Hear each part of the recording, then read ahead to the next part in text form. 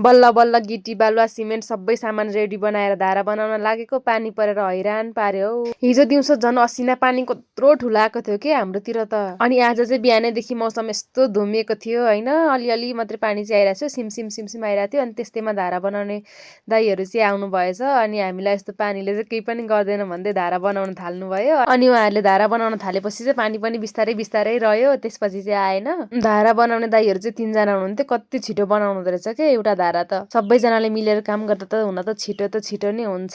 सबै सामानहरू रेडी भयो भने अनि मौसम पनि राम्रो भयो भने चाहिँ एक दिनमा 5 वटा धारा चाहिँ बनाउनुहुन्छ अरे उहाँहरूले। अनि हाम्रोमा चाहिँ बिहानको 11 साढे 11 तिर चाहिँ आउनु भएको थियो धारा बनाउन खाना खाएर।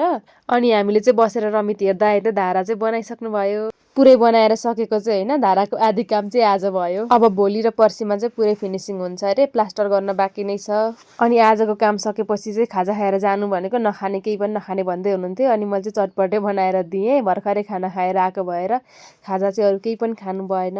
अनि हाम्रो नयाँ धारा चाहिँ यस्तो देखिएको छ साथीहरू, कस्तो भयो भन्नु ल। Thank you for watching, bye by.